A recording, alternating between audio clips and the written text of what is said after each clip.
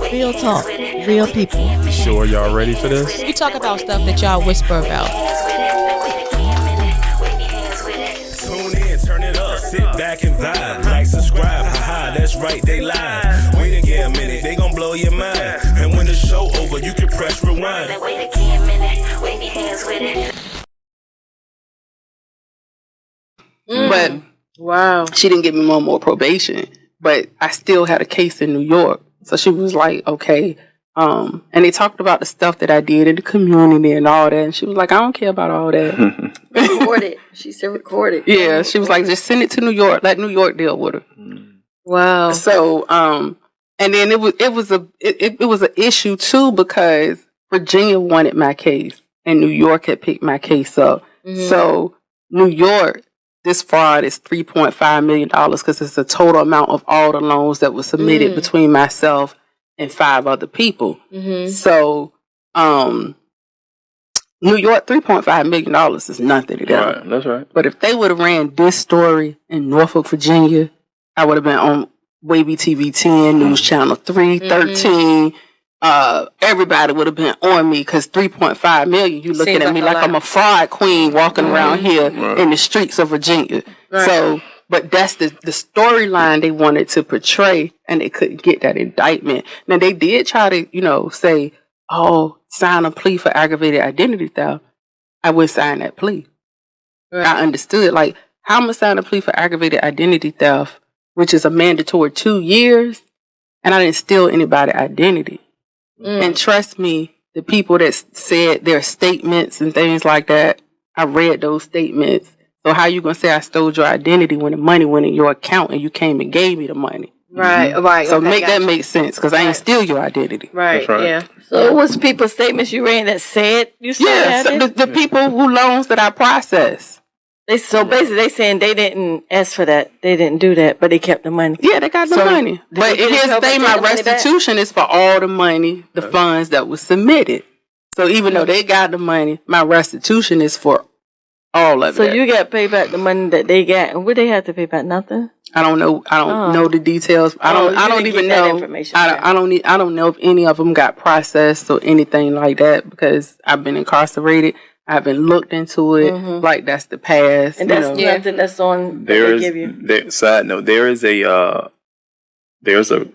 a motion you can. I know commutation of sentence. Okay, I'm already on it. Okay. Yeah, see, smart is it that?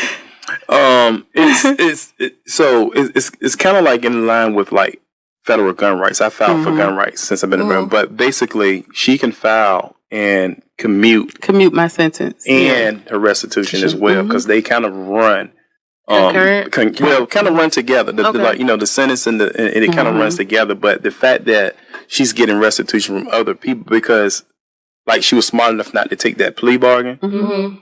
Basically, she was just in a scheme. Yeah, they just gave her lead. She was in a scheme, but she stole nobody's identity. So whatever cooperation that those people worked out, they still need to be held accountable. Even if they didn't do jail time, they touched money too. Yeah, exactly. So she can find out what all of those done, and then put in a motion to submit 12,000 here, 15,000. Right, and then just get what she's right. Yeah, right. But I've started that process. Gotcha. Yes, I have. I started that process, but so I wouldn't sign a plea. So and now ironically, I get sentenced to that 24 months because I wouldn't sign a plea here in Virginia. So I mean, it is what it is because it was a learning experience, and I get lost in the system. So now I'm on diesel therapy now. Right. Yeah. I get lost in the system, and so next thing I know, they was like, "Okay, you getting moved. You got designated." So the unit team really liked me in Philly. The unit team manager, he came and he said, "Do you want to stay here? You can stay. I could get you designated here." And I was like, "No," because I wanted to be able to go outside. I want to go to a compound. I want to, breathe a little bit. Because in my mind, I'm camp status. Right. So this is my time. Some freedom. Freedom. I'm going back to a camp. So boom, case manager called me in the room. I was like, "Man, just tell me where I'm going." He was like, "No, I can't tell you where you're going." I said, "Okay, am I going north of here, because I'm thinking about going to Danbury. I was like, shoot, Danbury lit a little bit too. Connecticut. So he was like, no. I was like, am I going west? He was like, you going south of here. So my mind south, because it's not that many female facilities. Right. So I'm thinking I might either go to Aliceville, which is in Alabama, or I'm going to Tallahassee, which is in Florida. Mm-hmm. Remember I called you and I told you, I said, you know, I'll probably be ready to get moved in a couple of days, and this is probably where I'm going to go. Right, you did. So the marshals come and get me, you know, boom, they wake me up, and I'm walking through the tunnel with the marshal, and I said, where I'm going? He said, you don't know where you're going? And I said, no, I don't know where I'm going. He looked at me. He said, you sure you don't know where you're going? I said, no, sir. I don't know where I'm going. You ever heard of a place called 𝐬𝐮𝐬𝐫𝐿? Man, in my mind, I was like, oh, heck no. I was like, 𝐬𝐮𝐬𝐫𝐿, West Virginia? Yeah. He was like, yeah, that's where you're going. You're going to 𝐬𝐮𝐬𝐫𝐿. He said, I'm going to drive you up to the airport, but you're not going to get on the plane. The bus just going to come pick you up. And I was like, okay. So he was like, you know, they put me in the van. Again, I'm transported by myself. Mm-hmm. Nobody else is with me.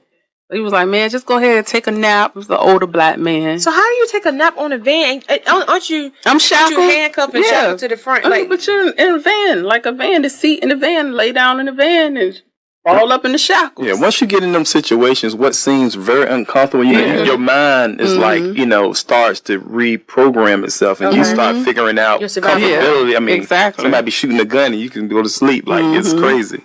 Yeah, so I went back there and I went to sleep. And when I got there, this was so surreal.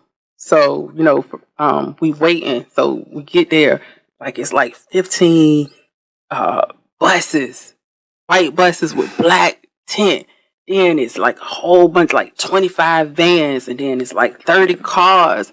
So I'm like, what in the world is going on? So then I see a police escort come through, and then the gate open up, and then like line by line, they'll go to bus, they'll go to bus, they'll go to bus. Then here come the cars, and the vans, like everybody, like it's moving, it's moving. Control movement. Transit. So the next thing I know, it's like hundreds of people standing outside in shackles.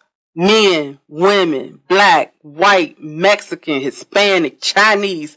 I'm like, look like y'all was on the island by y'allself. Exactly. In the back of an airport. So you at an airport. So I could be at Norfolk International, but I'm not at Norfolk International in the front where you gonna be at. I'm in the back of Norfolk International where they doing the FedEx and the UPS and stuff like that. So, but it looks like real life slavery, human day slavery. Like this was the most surreal moment of my life. Trafficking themselves. I mean, basically, yeah. It's real life. You're being shipped just like the UPS. Right. Your cargo. Your cargo. Your cargo. Exactly. Yeah. But here, this plane with tape on it. I told you. It got tape on the wings. Tape. Yeah.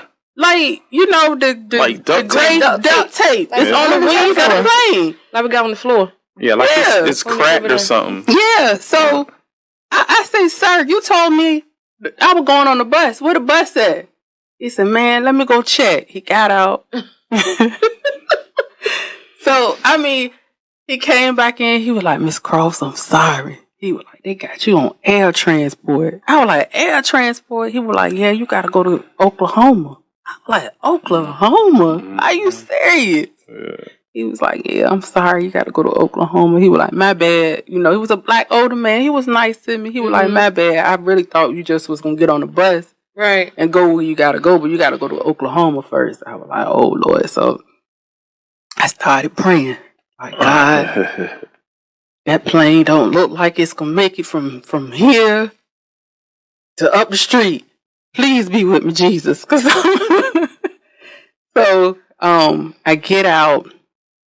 And then, you know, I just walk up the steps. I get on the plane. You know, I'm holding, you know, like this because I'm shackled. So I'm walking up the plane. And then as soon as I walk on the plane, I hear somebody say, Riri! me. Yeah. Ain't no way these people are calling you at these places like you the hot girl.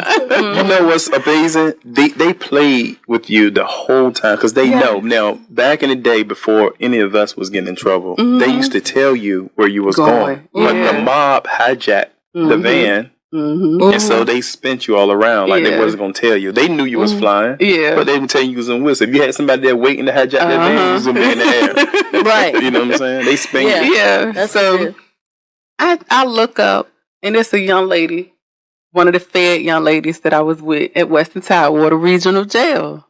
Oh, And I was like, hey, girl, like, how you doing?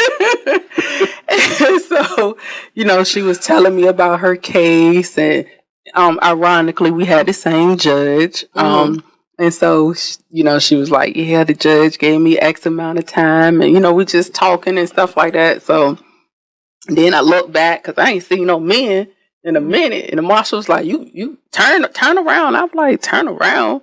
I keep looking back. I'm looking behind me because the women sit up in front, and then the men is in the back. But the way they got it now, all the way in the back of the plane is the ICE people. So that's all the people that's just ICE detainees, and then it's the men, and then it's the women. And so I was like, well, shoot, I got to use the bathroom. I just want to see a man. So the marshal lady was like, okay, you know, so I'm gonna walk with you back there. So, but you walking with shackles and stuff like that. The men don't care. What's your number? Where you going? And I'm looking, and they looking too, because I hadn't seen no men in a long time either. So besides a guard, like, so that's the life, you know.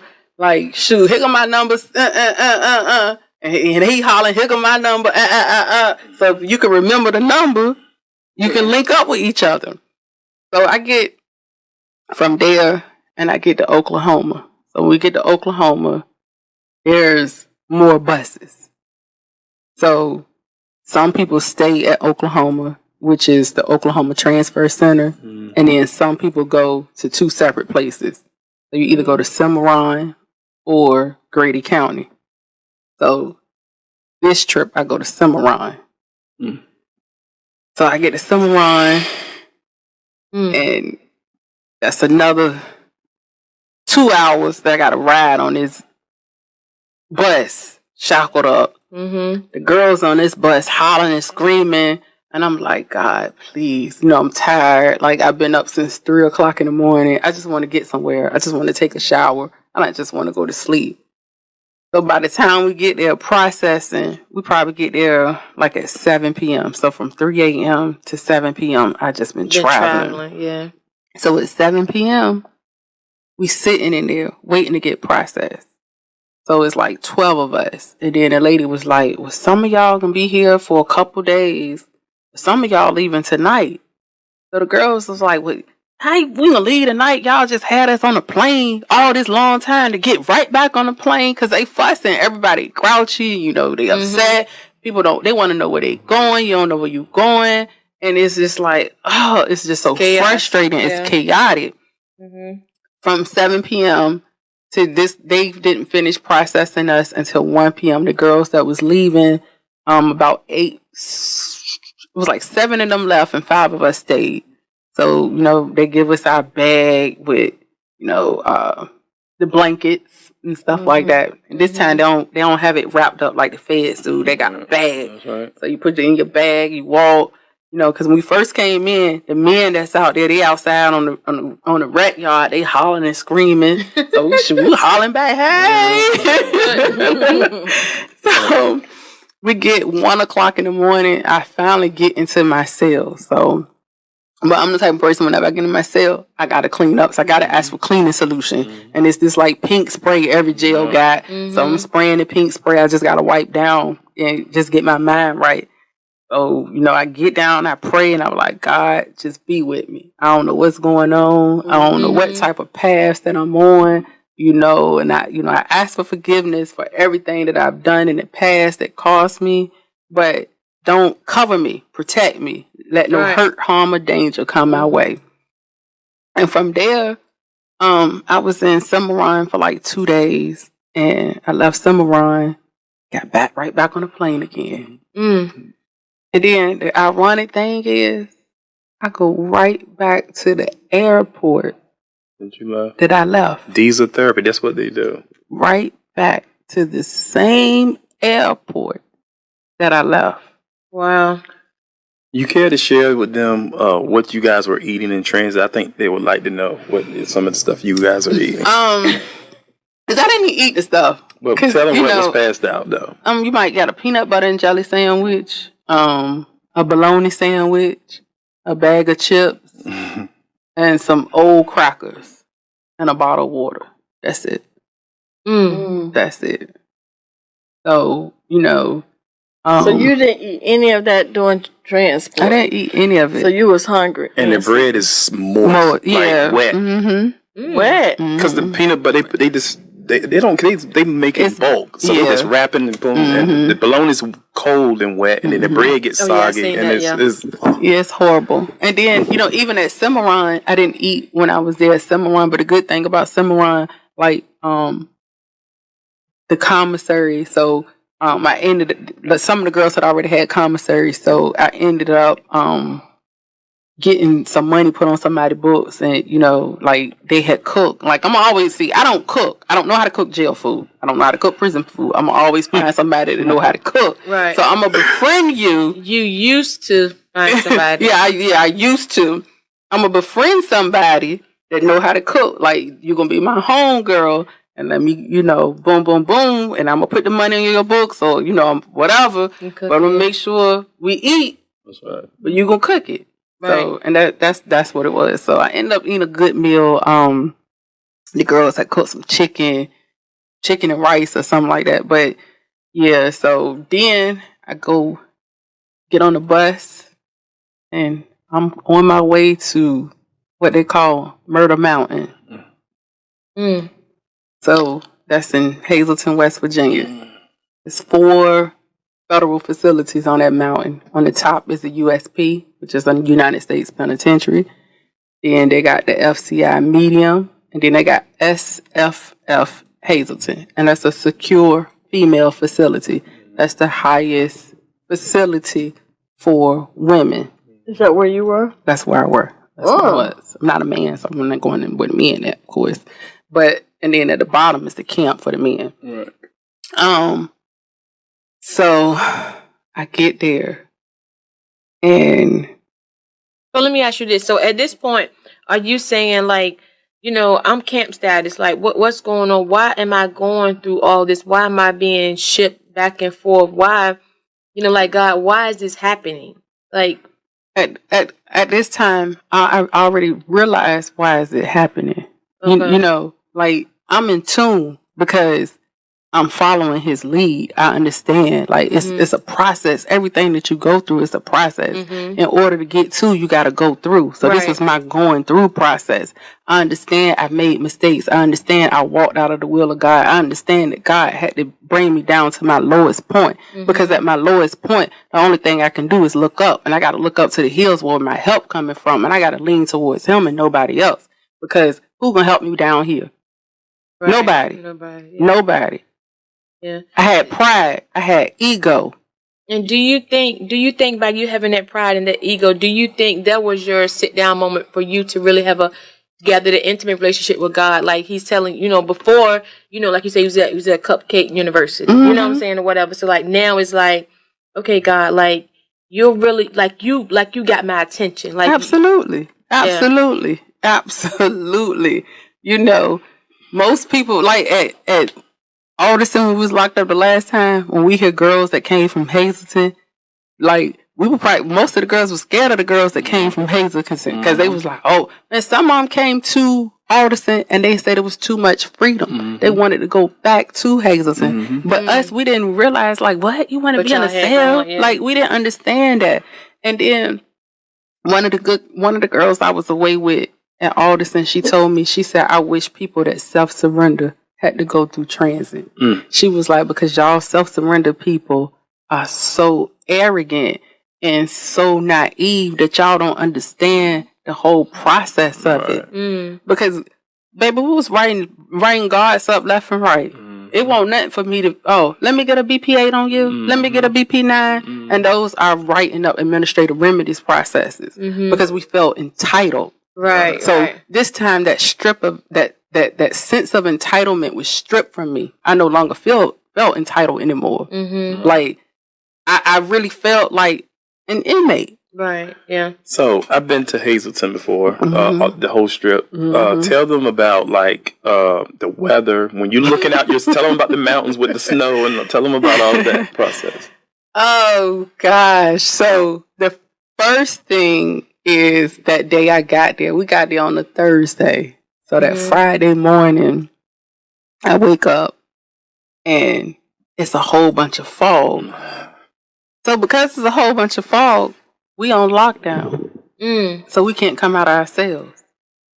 So I'm confused because there's so much fog that if you go outside, they can't see you. Absolutely. That's what I'm about to say. People have escaped. Like all the rules that the feds have is retroactive after something has happened. When I got there, you didn't have a phone limit on minutes. You could call, if you got the money, use the phone. But then dudes started hustling. The plug didn't know that they was even in prison. Because they didn't say the federal prison and all that. When I went down, they just started that. Doing all that. So you could just call them like, yo, what's up, man? Yo, my sister coming. All right, boom, boom, boom. You know what I'm saying? So all these rules that she's saying has been in effect is because things have happened. So it's basically a reactive thing instead of a proactive. Right. Yeah, it is. Right. It is. So, but Hazleton, it's 5-minute movements. So you got to think about it. I just said I was at Alderson the first time it was locked up. I can come outside, go outside, do whatever I want to do as long as I'm back before count times. Hazleton is 5-minute movement. So if I tell you I want to go to the library, I got to go to the library and I got to be to the library by 5 minutes. So that means I can't sit outside and talk to you, get out there and run my mouth or anything like that and gossip. I got to be in the library in 5 minutes. If I'm at the library in 5 minutes, I'm getting a shot. A shot is an incident report. So the incident report hurts me because even though my classification is still a minimum, if I keep getting incidents reports, it's going to make my classification go up. Right. So question. Do they announce, and they announce 10-minute moves over the intercom throughout the whole system? Do they announce that, or do you get a pass? No, it's 5-minute movements. They announce it. Okay, 5-minute move, 5-minute move. Yeah. And at that point, everybody's got 5 minutes to get to your next move. And then the next move is an hour. I wanted to go work out. So I was like, okay, I'm going to go to the gym. 7:30 movement, I go to the gym. They had a census count. So I get stuck over there because you can't move. For 1 hour? No, it was more than 1 hour. Okay. I was there from 7:30 a.m. to 11:30. I was stuck. Okay. So after that, I was like, oh, man, I don't know if I'm really going somewhere after that because I don't like just being there. Like Hazleton, it was just totally different. We had to be in our cells at 8:30 at night. Right. It's only 400 messages. So, like, I like to, if I can't call you, because we're already running out of minutes, it's 300 minutes at a time. Right. I run through my minutes in a week. So, I'm a message you all day long. Yeah, I had a message servicing system, but you can only send 400 messages. Once you reach your 400 messages, you're done. So, Hazleton was, like, totally different from me. Like, this is where you meet in real live criminals. Like, I was locked up with a lady that cooked her husband baby. The husband made a baby on her. She killed the baby, cooked the baby, and fed it to her husband. Like, I know you lied. Yeah. What? Yeah. Oh. So, like, these women don't have months. These women have years. I'm talking about 300 years. Child molesters, capital murderers. Like, this was real life situations, and so it's different. And they smoke K2 all day long, So this is how they get their mind out of the situations they in because they're not coming back home. Like this is life for them. Like this is their life. Prison is their life. So it was a mind-boggling experience. It was very humbling. It was very traumatic for me. Like. I prayed every day, all day, Lord God, this can't be my reality. So when you ask me the first time, did I change? Or I'd be like, God, if I get out of this. When I was at Alderson, I said no. This time around, I said yes. Like, God, I promise you, I'm going to walk a straight and narrow. Like, it's all about you, living for you, doing what I'm supposed to do, because I can't come back here no more. Right. This is it. So even though, you at that point where, you had that talk with God, you're saying this, that, and the third, what are you doing to prevent you from falling back in that same grace? I got a job this time. I ain't out here trying to, You had a job the first time. You had a company. I had a company. Okay, you know what I'm saying? But that was still the company. Sometimes you put your eggs in the basket before the chicken really, hatched the egg. So I went into logistics. Yeah, but I had to pay $10,000 for insurance. My drivers was hitting stuff. So I'm getting sued. Drivers don't want to go to work. So I was more like depending upon somebody else to make money. So because I'm losing a lot of money, I'm actually doing what I got to do to cover up the money and still live the life that I wanted to live. Like this time, I did it a little different.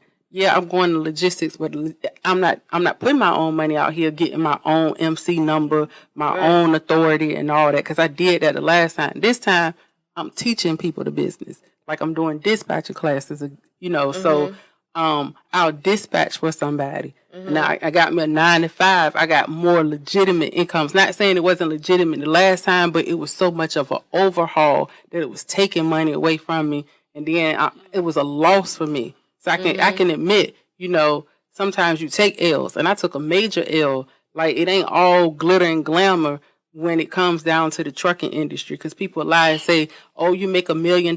Yeah, you make $1 million, but you ain't making no $1 million out the gate, because it take your authority 1 year just to be aged in order for you to start making money. Because that first 90 days, the only people that's gonna work with you is TQL. Get over on you, because it might take you from Suffolk to Florida, and they might pay you $1,200. But because your authority is new, you just jumping on anything, and you don't understand the business. I wasn't properly told the business. I wasn't I learned the business by trial and error. Right. And because the person that taught me the business, they manipulated the situation, knowing that I was recently coming home from incarceration also. So they sold me a dream of, oh, you could be a millionaire. But then once I started getting into it and I invested money, and then I'm losing money, then I had to do what I had to do to recover money. And plus, it just trying to live day to day. I had 3 kids in college. So, I still have a day-to-day life that I had to live. Right. So the lady in jail that mentioned logistics to you, she just told you what the basics? She told me how to set up the business. How to start it. How to, like the paperwork and all of that. But I went to someone locally around this area that's supposed to have been mentoring me to help me, in the business. But running the trucks and stuff. As far as running the trucks and things like that. But it was more of a trial and error situation. So people don't give you the real life situations of how it is, because they sell you on the glitz and glamour, and everything is not glitz and glamour. Because in this area, dudes rather drive 9 to 5 at the ports. They don't want to go out here and work and do long distance work and things like that. And a new authority, without a TWIC card, you can't get on that port. Exactly. So that's stuff that I didn't know, but I was so, you can make $10,000 a week. You can make $15,000 a week. I'm still depending on somebody else to get up and go drive my truck. I don't know how to drive a truck. Right. Well, that's powerful. That's you're spot on. Me being in that industry, this is my second time too. The first time I ran into those issues, I bought an actual tractor. That's what made me stay with Hot Shot. But I bought a tractor. I can drive it, but I only have a Class B now. But I don't really desire to drive. I was talking to a lady who was in it too, bought a truck and etc. But what I wanted to say was, like, you talk about a dispatch service. I do some small classes as well, so I'm just extending the offer that I do have an office in Suffolk if you need it. I have an office Okay. in Portsmouth. Okay. Yes, thank you. I appreciate it, but I do have an office in Portsmouth. Good. Thank you so much. Absolutely. But yeah, 𝐬𝐻𝐫𝐿ton was just different, and I had just got there, so I was in the same unit with Star Brim. If anybody know who she is Cardi B's best friend. So, she had a liking, we was mutual, very cordial to each other. And this was right after the incident had happened where she was telling Cardi that the water at the facility was bad. So if you know anything about the federal prison system, they're big on retaliation. So they retaliated against Star. They took some of her good time credit days away from her. They wrote her an incident report because Cardi had tweeted it on the internet, and so it was a lot of media coverage in reference to it. So then I remember seeing that. Yeah, the water was bad at that facility. So now, in order to drink water, I gotta buy a Brita mug. So that Brita mug on commissary is $60, and then I gotta buy a filter for it, and that filter for it is $20. So right there, that's $80 just for me to drink water that the facility is not offering. And the water is a necessity. Water is a necessity. Right. Water is a necessity. At the end of the day, it's a business. Prison is a business. Mm-hmm. And in federal prison, they get $48,000, almost $49,000 per inmate per year to house you. That's crazy because you have some people and out here don't make $49,000 a year. Mm-hmm. So for that to house an inmate, yes, that's crazy. Yes, yes. So, I seen a lot of things happen. So Star was real nice to me. She cooked, like she another one that could cook. Mm-hmm. She really could cook jail food. Yeah. Mm-hmm. So of course I'm always gonna befriend somebody that can cook. So, but my attorney from New York was calling down, and she was like, your attorney calling a lot. She was like, they gonna move you soon because they don't like when you talking to your attorney too much because they feel like you're telling at the facility because this facility is one of the ones that they do what they want to do to you. Because if you ended up, if you're a troublemaker, and there's been reports where they have physically assaulted females and things like that. So I was on a plane, my next plane ride, with a female who she currently has a pending lawsuit where the guards had shackled her up and, actually physically assaulted her. Yeah. So, but yeah, it's really, really big. It's very racist, very, So let me ask you this. So what are two things that you would want to, two things that you have experienced, right, in your last bout, right, that you would want to change for the women who come in behind you? As far as like what I have experienced, what I would like to change, I would like to change, the treatment of women. Like even at 𝐻𝐿𝐵𝐿ton, because we was at a facility where men is there also. So the men may order commissary the same time women order commissary. But the men, even at Philadelphia as well, the men might get all the Doritos versus, and then when it's time for the women to get theirs, the women don't, it's none left because the men already get it. So the men get better treatment than women. Really? So the men get their commissary orders in first? Yes, they do. But you got to think about it. It's more men at these facilities than it is women, but they cater to the men before they cater to the women. Like, it's hard for even basic necessities. If I need a maxi pad or a tampon, I got to hear, we got budget cuts. You might not get don't use too many maxi pads. Don't use too many and they tampons. Already thin and yeah. And what happened when I know you experienced an injury when you was there the second time? I experienced an injury at Western Tidewater Regional So how Jail. do they handle that? They ignored me at first. Like, I'm telling them like I need to go to medical. I need to go to medical. and they ignored me. So one of the girls just went to the button and just kept hitting it. It was a girl from Franklin, and she just kept hitting the button. And, you know, like on the camera, she was waving her arms and stuff like that because my leg had swelled up so bad. I had a 2nd-degree burn. I bought Magic Shave off Commissary. Derek not doing good. He's sighing and everything. What are you doing all that for, Mr. What are you doing all that for? Because I'm just like, I can't believe it, man. This is crazy. Yeah, I couldn't It's even like, the second time around was really like punishment. Yeah, and punishment. I thought she changed my mind. I thought that men had it way worse. But when I listen to her story, I'm just like, because I know guys that get burnt with too much Magic Shave, they have these bumps and this dark skin. But like, I'm just like, man, you guys. So you had the burn. I had I couldn't even walk, so they had to come and put me in a wheelchair and wheel me down. I ain't even gonna lie, because when I talked to Miss Go-Getter, she said something about you rode in the, you had went to medical somewhere in the wheelchair. I said, what the hell did you do that?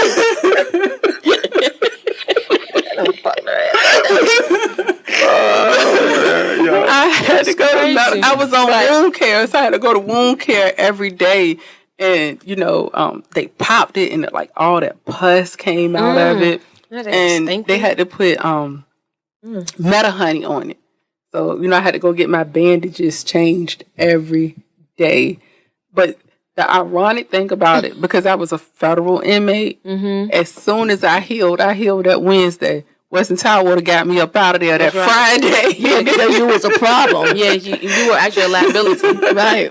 Yeah. That Friday, the marshals was there, and that's when I went to Philly. They said, come get her now. We got her on this, we playing this diesel, what is it called? Diesel transport? Diesel therapy. Oh, diesel therapy with her. Y'all got us in this, and then she's sitting up here in a wheelchair. Come get her, roll her ass on out of here. Yeah, because that's, I mean, pretty much, because I was sitting there and I was wondering, like, I seen other Fed girls come in, they would leave, and I'm like, why am I still here? Like, why am I still at Western Tower for 4 months? Because I'm expecting to be gone after they sentenced me for 2-3 weeks at the most. But I was there for 4 months, from May until September. Anybody that's listening to this episode, I just want to let you guys know that she's a living example that, you know, the way the quality of the world has changed, and fast food restaurants, the services went down. You know, car care, the services went down. In the prison systems, people run that too. So the same way people are lazy at McDonald's and all these places don't want to give lazy there at the prison. and you have no control over your life. So be cautious about breaking the law. If you complaining at McDonald's drive-thru, trust me, you don't want to go to prison right now, because people run that too. If they go to the club and come in hungover and don't feel like unlocking the doors or passing out toilet paper, then you got to figure it out. Right. Exactly. Because you begging for toilet paper. I'm begging for toilet. I got rolled up for toilet paper. You begging for toilet paper. You got rolled up for having too much. For having too much. God. Because I bought some from the guy who passed out. You're supposed to get 2 rolls or something. Yeah, exactly. I had like 8 rolls. I had like an 8-pack or something. See, and I guess stuff like that, I'm like, well, what is the harm with having more than 2? But they feel like it's shorting to somebody else. But they had extra. I made sure everybody got theirs, and then after that, I bought the change. But that's the whole thing. You're not in charge of that. So you in there trying to run their ship. You said, you know, okay, they're gonna give me 2, but I want 8 because in case y'all run out, I got you. No. And after everybody get theirs, I'll buy the change. You don't get the rest of it. Okay, you just want to extra. You just want to keep that stock. Yeah, I just want to keep it stock. Yeah, that's what happens. But you know, have you ever been rolled up while you was in there? Not this time. So the first time.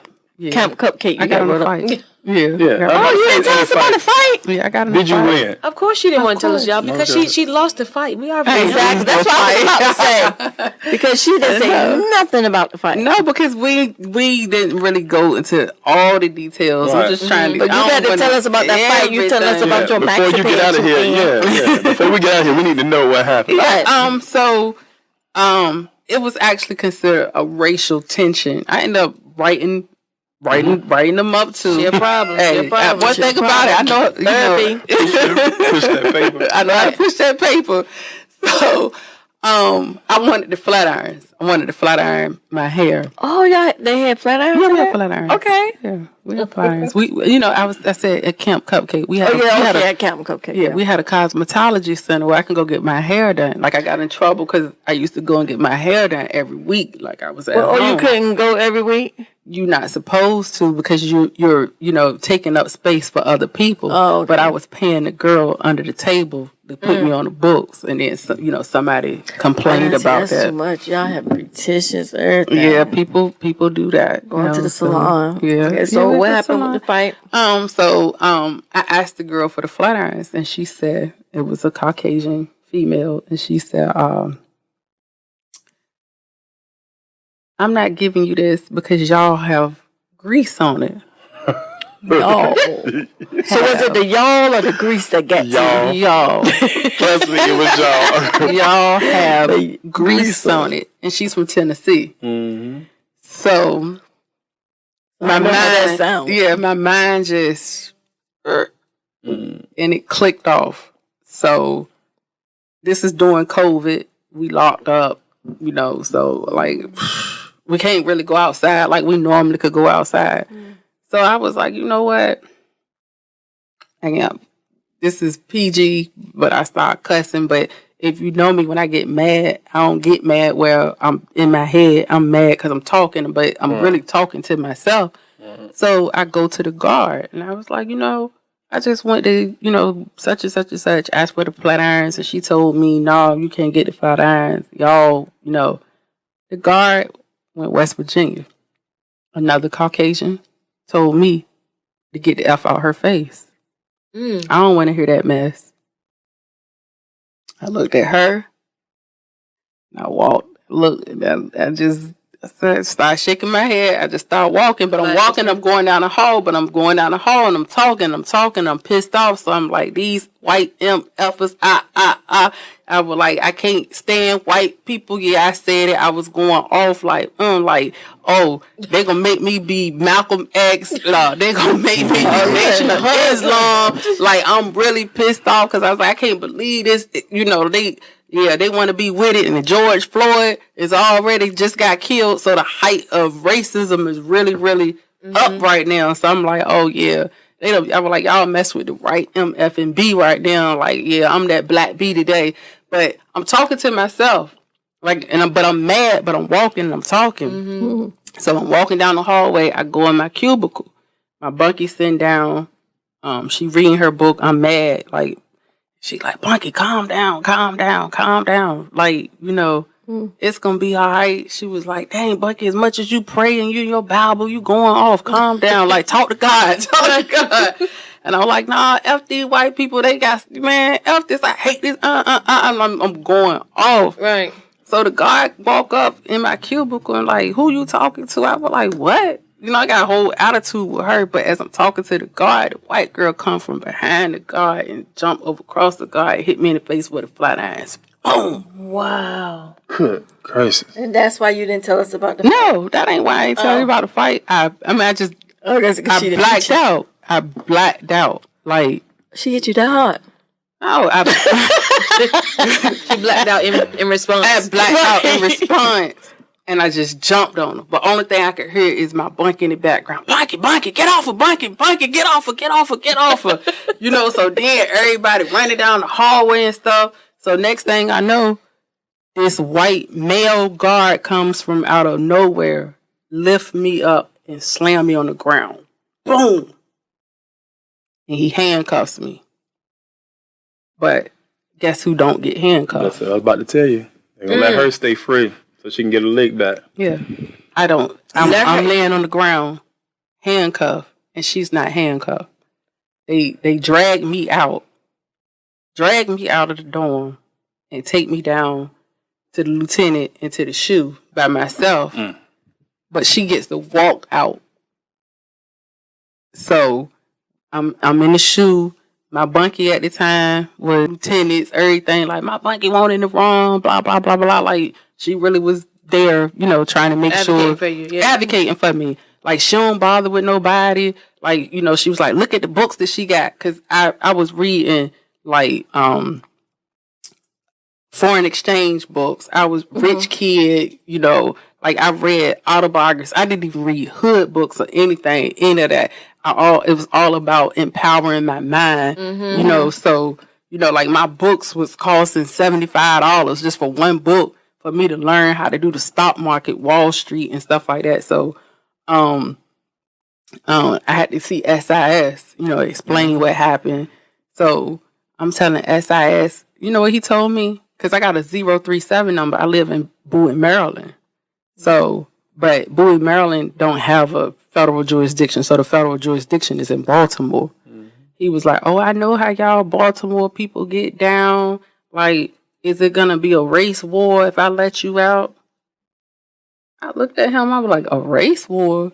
I said, sir, actually, I'm not even from Baltimore. I'm from Virginia. I just live in Maryland. That's where they processed me at. So that's why I got a 037. I said, so that's all you care about? You don't care about the details about what happened or anything like that? I was like, oh, okay. I was like, no, it ain't going to be no problem. So eventually they let me go back to the dorm, and they just moved her to a different dorm. So I end up losing 27 good days because DHO, that's the discipline hearing officer, said that I was in the wrong. So I was like, oh, okay, let me get a BP-10 because I'm going to write this up. So BP-10 it's administrative remedies, which you write if you feel like something is not going on right at your institution. It goes to regional. You can keep writing administrative remedies all the way up to the Supreme Court. Right. Okay. That's what your boy So, It's like that diesel. and this is around about the time they were starting to let people go home on an ankle bracelet. So my unit team manager came one day, and she, white lady, she was always mean as I don't know what, but just out of the blue, she come in my, you know, in my cell, well, not cell, but in my cubicle, because I was at Alderson at the time. And she said, Cross, you never let a nothing get you out of character. She said, you know, I'm a little disappointed in you because I watch you. You always stay to yourself. You always reading. You know, you always doing what you're supposed to do. She was like, but you gonna be okay. This too shall pass. She was like, and you still gonna go home. Okay? She was like, don't worry about nothing. You still gonna go home. And I was like, okay. So after that, I got real bad allergies. So I cough during the night. You know, it's COVID. So the white girl that was beside me started writing cop-outs. Cop-outs is like a little form that you can fill out to tell on somebody. Okay. So she kept writing cop-outs saying, I think she got COVID. She coughed all during the night. So they come swab me. I don't have COVID.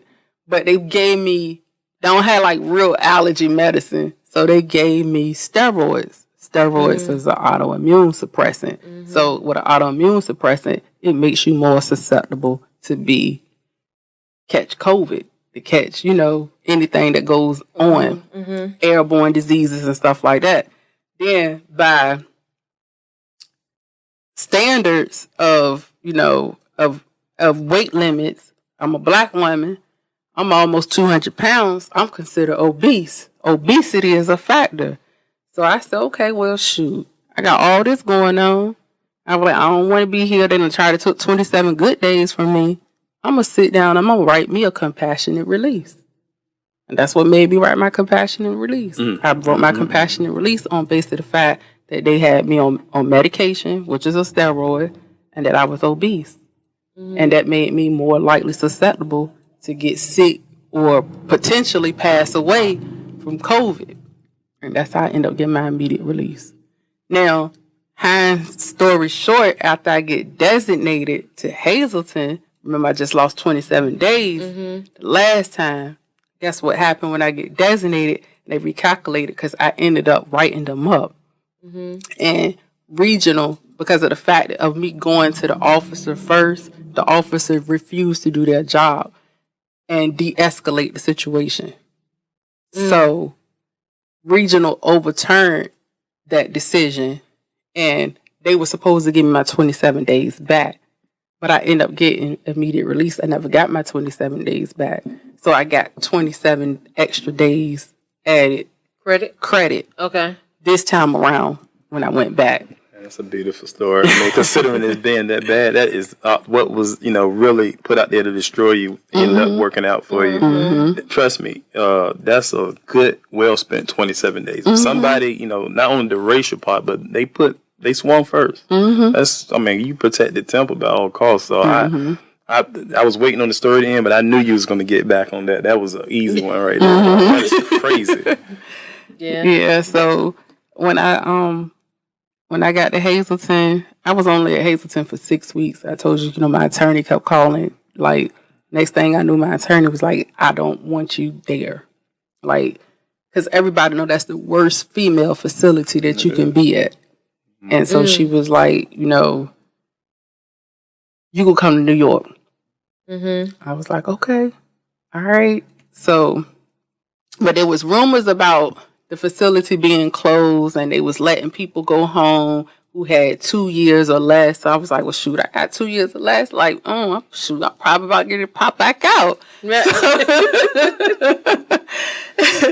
So, being that Star was from New York, so I was just asking her, and she was like, no, I don't know if they still got females there, and at the time, her son's father was still there. He just recently got released also. 2026 people been coming home. Like Fatty Wap just came home.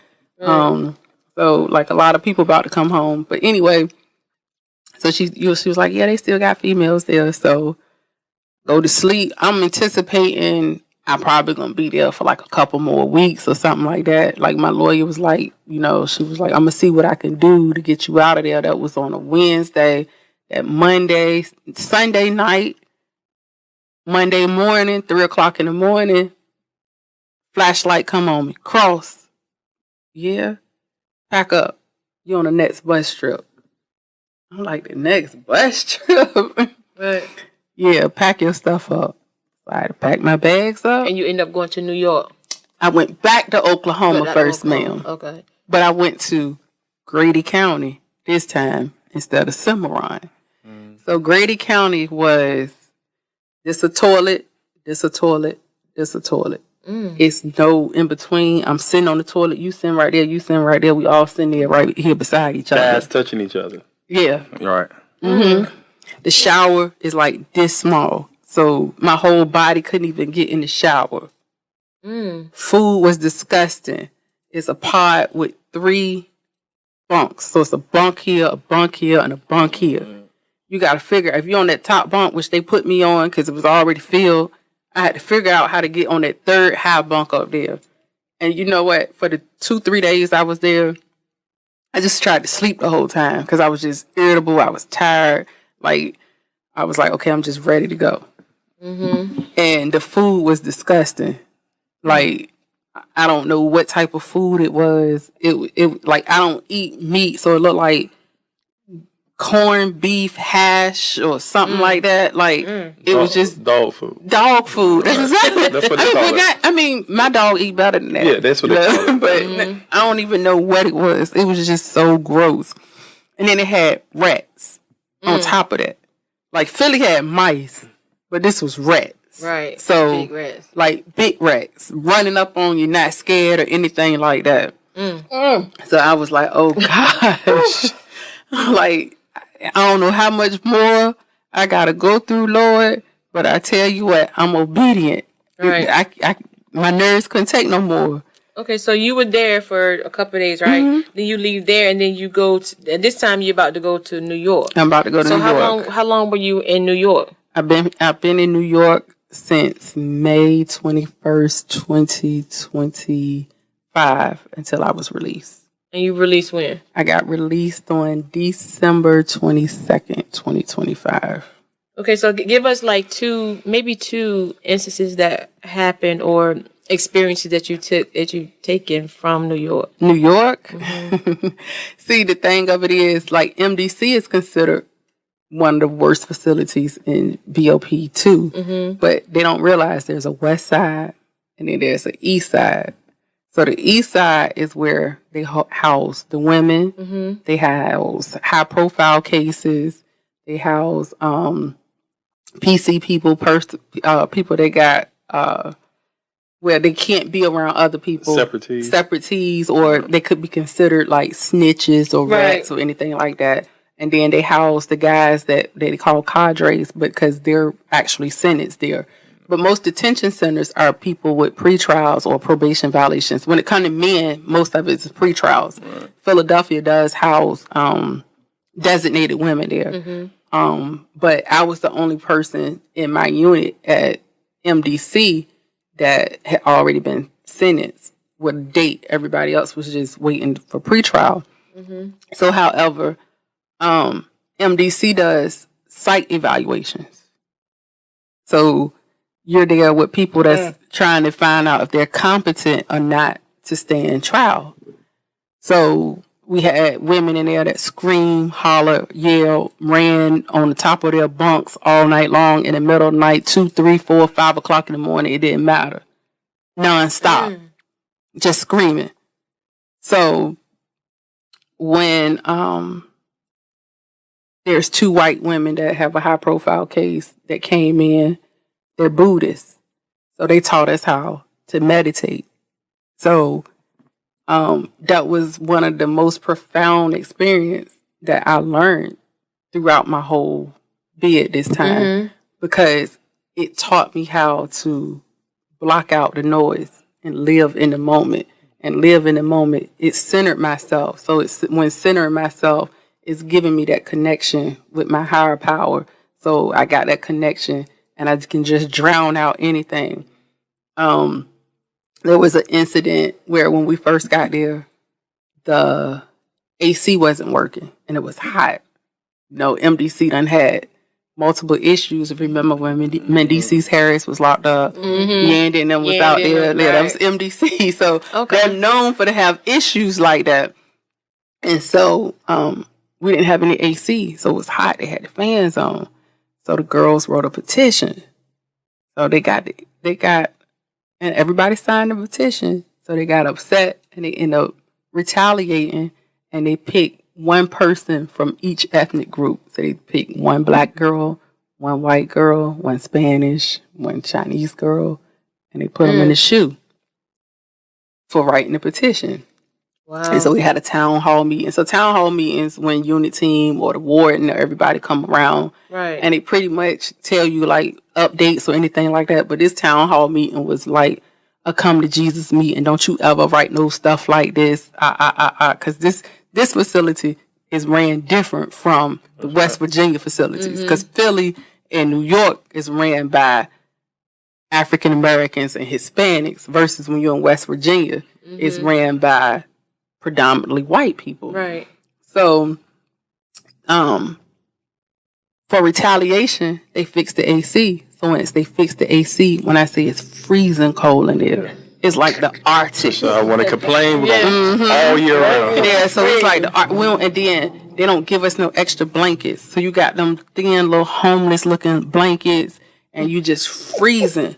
So, the ladies, Nicole Daydon, Rachel Sherwitz, they came in and they all, throughout the meditation, they gave us a practice on learning how to warm your body up so we could overcome any obstacle that faced us. Like we overcame being cold. We overcame the noise, learning how to, just be one with yourself. So like I said, like I'm grateful for meeting them. Right. And, their case is still ongoing and some things prayerfully that the president might help them get out. But she wrote a book and the book is called Jailbirds in Flight. I am one of the main characters in this book. But this book talks about her experience as a white woman walking in the doors. She's a Buddhist, being around different women. Like there's incidents that happen in the book where she thought we was gonna jump her. There was a situation where somebody found a piece of paper out of the printer about the book, And, you know, everybody like, oh, you writing a book about us? You know, so like we all kind of like surrounded her. So as a white woman, you see big black women coming at you. Not like big black women, big black women. Everybody feeling their So it's like 10 black women coming at you, like you feeling some type of way, Right. you know, but, you know, she was able to explain the situation and, you know, of how she overcome and how, you know, as a white person, you might look at somebody as going in prison and you feel like, okay, they the scum of the earth. Person, you know, in her mind, you know, you say, okay, criminals, you think like, okay, they the scum of the earth, they're the worst of the worst. But she gave us, you know, we did things like Linktree. So a Linktree is, I'm going to focus on you, Derek, and we're going to put you in the middle, and we're just going to put positive energy into you, speak words of affirmations, words of encouragement to let you know, like, you're not in this by yourself. We're in this together. So once she started doing these classes and helping us to overcome, you know, it changed the trajectory. It changed the energy in the room. Because when I first got there, the energy was rowdy. Like, it's New York, you know, and here it is. I'm a Southerner. So quick question. How often do you reset yourself now?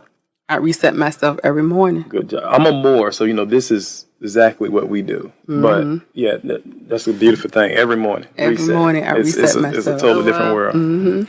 But, yeah, New York was it was a different energy. But New York was clean. That's the cleanest facility I've been with that. Like, the unit team gave us Fabuloso, so it smelled good in there. And the girls really, really cleaned up. Like, so, you know, they took pride in it because it's an open dorm. So it kind of gave me that camp feeling, but not camp feeling because I can't go outside like I want to go outside, but I can stay up all night long. But I could go on a rec deck and yell out, you know, if I want to yell at a man upstairs, I could still yell at a man upstairs. I.e., they was trying to yell at Diddy and some girls was shaking their butt and thinking it was for Diddy. But anyway, I'm going to leave that for Rax when he come on. But yeah, so that it was just rowdy. It was just loud. It was just ignorant. If I could, you know, it was like gruddy because these Brooklyn, like, you know, hardcore. So, you know, it was just one chick that just always freaking bothered me all the time. You know, like she would come and I'd be like, oh, I don't like your energy. And she'd just come and say, yeah, you know, I'm a prostitute. And I'd be like, so, you know, get away from me. And she was like, I don't give a F about, like, she always want to argue with people every day. So I try to avoid this chick, like, but every day she would come and be like, I cook, you want some of my food? I was like, no, I don't like your food. Leave me alone. Like, get away. And anybody know me, I love to eat. But this girl disturbed my spirit. Like, I could not stand this girl for some reason. She irritated me. So I'm a sports fan. So everybody know football season, I want to watch sports. It's 4 TVs, if you know BOP policy. 1 TV for sports, 1 TV for news, 1 TV for entertainment, 1 TV for Spanish. A lot of these chicks is pre-trial, so they haven't been to a federal facility because they're still awaiting to get sentenced. So they don't understand the rules, the guidelines, and things like that. So I turned the TV to ESPN. Here come this chick. She get up, turn the TV. I'm like, yo, I'm watching the TV. She look at me, I don't give a F about you watching the TV. So I was like, no. I snatched the remote out of her hand. I was like, I'm watching this TV. She was like, they don't better watch no sports. I said, I tell you what, I'm watching my sports. You're not going to touch this TV. From here on out, this is sports TV. I was like, you can go to Unit Team right now and let Unit Team know that I turned this TV to sports and Unit Team ain't going to do nothing because this is per rules and per policy. So she got up because she thought I was like bull jiving. So she get up and go to unit team. Then she came back and she was like, "Oh, like yeah, the unit director said one TV is supposed to be for sports." And I'm like, "Yeah, I said, would I want to let you watch this TV? Because here on out, because I'm the only person to watch sports in here. This is my TV while I'm here." So when I want to let you, got in there and got gangster. no, I didn't get gangster. It's just I had to match energy because here it is. You're not gonna punk me. You know what I'm saying? Like you got to stand for something, and you're not gonna punk me. So, but when I want to let you watch the TV, when a game ain't on, you can watch the TV. So after that, me and her became cool. You know what I'm saying? It's the same girl I couldn't stand. I wouldn't eat with her, nothing like that. And she became like my little prison niece. Like, so I started doing Bible study with her. Like, we started, learning the Bible. She started telling me about the things in life that she went through, and, how even though she was a prostitute, she did it because the love of a man that she had. And then, we ended up having group sessions where we just opened up. And, like, everybody's story is pretty much the same when it comes to women. Most of the women are locked up because of a man. That's what they say. You're looking for love in all the wrong places. And the things that you'll do for love and acceptance. And it made me self-reflect. Because the things that I did just to say, looking for acceptance, like, my marriage was so good. Like, my marriage was this, that, and the third. And because we posted so much. Our wedding was big on social media. Like, I wanted to keep this facade up, but nobody knew the struggles that I fought behind closed doors. Like, you seen it was a facade that I was putting up. Right. My ex-husband had a terrible gambling problem. And that's why we ended up dealing with fraud stuff to keep up, to cover up the gambling that he was doing. That was a gambling addiction. It wasn't nothing for him to go and play poker and lose $10,000, $15,000. I love poker, by the way. And because he was your husband, money like that too. Because he was your husband, and because you loved him, you resulted in some of these things. Yeah, I did. Because I knew how to do it. I done got away with it before. But sometimes when you connected in soul connections. Soul ties real. And that soul connection, like, I done did little stuff previously before I got away with it. But then when I got with him and I did stuff, boom. That's when they started come knocking. Like, so that was that connection that I had. But that wasn't what I supposed to have been doing. Again, I stepped out of the will of God. So now that you are out, so you did your time the first time, came back, got with your husband, doing other stuff, get caught up the second time, had a hard time the second time. Now you see the difference. I even see the difference in you from the first time to the second time too. Because you used to say all the time, oh, it wasn't that bad. Oh, it's not that bad. Now it was like, yo, why you keep saying it? It is that bad. You not on vacation for real. Yes, they had to tell you about going there with the suitcase, but you're really not on a vacation. But this second time, man, you was complaining when you was in there. You kept saying, "Oh no, this ain't like the first time." I'm not gonna say that no more. I get it. So now that you realize, based on what Mr. Ure told you, that you was on a diesel therapy transport, was it diesel therapy? Diesel therapy. Basically, it could be looked at as maybe God was taking you on this ride to show you how other people in the facilities, they weren't having it. I don't think so. I beg to differ. I think he put her on this path because he had to really show her. Just like she said, he had to break her all the way down to build. to build. I thought you said that you were saying that he was showing her how other people are. Right, to break her down, right. Okay. So he was showing you how it's not like a little cupcake that you experience, but what the other people are experiencing, and just for you to be there. Because that's what really broke her down, being in there with these other people. Them other people in there yelling and hollering. She didn't experience that at the first place. Them people in there being a transgender, she didn't experience that at the first place.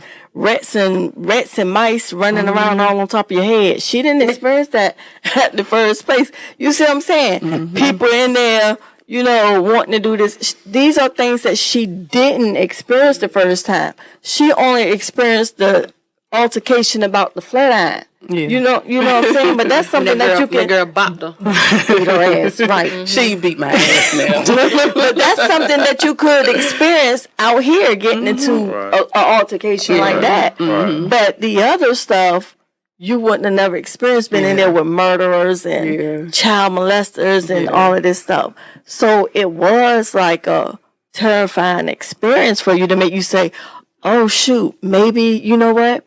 Maybe it wasn't such a good time after all. It might have been a little better than that, but it wasn't a good time. So let me tell the people, hell no, it's not a good time. Because I'm not going back. Because a good time, when you have a good time in something, you want to go back and do it again. And that's the vibe you was kind of giving, like, I'll go back and do it again. And they was like, oh, okay. Because like that day when you was in court, man, that lady sat down, she was like, oh, you're back again. We all just sitting there. You like, yes, and then that person that was sitting on the side of you, he was sitting there like, her lawyer, because her lawyer, like for right now, I can witness for her with him. He was acting like he didn't know why he was there. He acted like he didn't know what was going on. He barely even knew her name. He was a plant. Yeah, because he barely even knew her name. He kept getting her name mixed up. We was like, what? We just kept looking at each other like, what in the world? He don't know who it was a mess. But that lady, you can tell it was already kind of like, her mind was already made up. Yeah. It was already made up. She didn't come in like listen to nothing. They read letters or whatever. And she was like, oh, that's good. Well, I guess you had to catch the video of it. I mean, and that's what she said about the call that I missed. She said, I guess you had to catch the video. I mean, she was leaning back in that chair and she was so calm. She said, well, I guess you had to catch the video of it. Yeah. And it was like, it was kind of shocking because she was in there and then she was all in there dressed all pretty. She wasn't even dressed prepared. I think you had on heels. I had on heels. I had a wig. She wasn't even like prepared. So it's like you went in there, and then when she said, matter of fact, she said that, oh well, you're gonna have to learn this time or whatever. And then she told you to stay away from. Or was that person she told you to stay away from? Ex-husband. My ex-husband. She said, cut them loose. Stay away from them because she said this is the reason right here. Did you think about that as you was walking to the back on why did she say that? Because that was like one of the things she was giving to you after as a, I would say it could have been like a motivational type thing or a pep she was giving you. She said, stay away from them. This is the reason why you're here again. You got to know what she was saying, right? I understood everything she was saying. Because they talked to him over there, right? And he didn't show one bone of trying to like save, like, it was all me. Right. She didn't have nothing, So she telling you like, oh no, she didn't hint around to it. Did she say it or no? She said it. Okay. She said it. I wasn't there, but I'm just telling you. Right. So you're right on point because she said it. She was very clear. She said that first, then she told her. Before she said she had to go that day, she said, stay away from them. That's what she told us. So how did that make you feel? Like now that you processed all of that and this is somebody who you were with, in the day you guys know what you did, whether you didn't get caught or not. Like how did that make you feel to the core? At first, my first thought process was, I'm gonna F this nigga up. Like, honestly. But after, deep meditation, deep thought, deep self-reflection, I had to be honest. I always knew the signs were there. I overstepped those signs. You know, I didn't set up boundaries. I didn't do what I was supposed to do.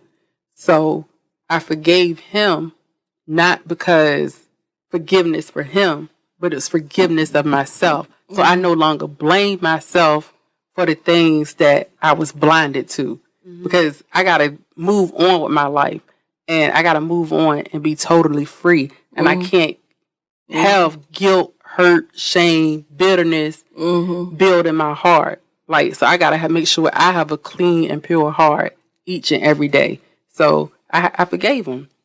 I forgave him. I forgave my cousin, because my cousin was on my first, in my first indictment. And a lot of times the feds can intimidate people. And those are scare tactics to have them say things, because the prosecutor had stated, oh, well, we knew you were the master manipulator because I was the only one that said, oh, I'm not speaking to you without an attorney. And that's what I told the agents. Right. So that, because I was well versed more than other people, that was the difference. And that's why I said about being the smartest person in the room and allowing everyone to have access to you. Like, what I'm doing now is protecting my peace at all costs. So protecting my peace is making sure that I have unconditional love, but I can love you from a distance. Right. Right. Like, I still have love for him because I was with this man for almost 14, 15 years. So I can't hate him. You know what I'm saying? But I don't like the things that he did, his ways. But I already knew that. I already knew that. So let me. I know we're closing up. I have one or two things I want to say. So did you just say that you couldn't blame yourself? I no longer could blame myself because when I say blaming myself is being shameful. Like, I got to walk in my truth. So truth, right, wrong, indifferent. I don't care what you think about it, but I'm going to walk in my truth. My truth is my testimony. See, because the last time I came home, I wouldn't tell nobody I had just came home from incarceration. Right. So I was ashamed of the fact, that I'm an ex-felon. I just came home. Okay. But so I don't do that. I don't walk in shame no more. Yeah, I get it, not walking in shame. I was saying. But before we close, I just want to say this and put this out here. You've always been very cool with me. I think you're a dope person. Thank you. When I look at you, I think you're kind of like a female version of how I was or am, right? And we are, I'm concerned because we are dangerous. When I say that, I mean the ball of energy that we carry as hustlers, the ambition, right? It takes time on the street, and every day it gains strength with you to make sure that you continue to stay on the path and do the things that requires you to stay out here. Exactly. And I guess I'm concerned not because I don't believe in you. I'm concerned because I know what that ball of fire inside of you is. I know you have a positive chip on your shoulder that you want to get this ball running. I know your potential. All these things that you know for sure, they're powerful. And so you have to be very strategic. You have to constantly reset yourselves and really just go after it. It's yours. Just take the lane. It's yours. I know you talked about being arrogant one time, and I can see the difference. And the water's been wringed out. Ring it like one more time, because sometimes we let a sponge stay there and you think it's dry and it's like still a little bit of water. And when you pick it up off the counter, it's like a wet spot right there. Ring it one more time and you got this. You know what I'm saying? I appreciate that. I appreciate that analogy. Mr. Well, you got it, man. Yes, and I definitely, because the major difference the last time I was in a rush. Right. I'm not in no rush. That's I do right. things on my own time now. That's like, right. I talk to God about everything now. What's up? So my alignment with Him is more important. As long as I'm being used as a vessel by God, like, I don't care about anything else. I don't care about riches. I done had plenty of money before. Right. I don't care about success or anything like that.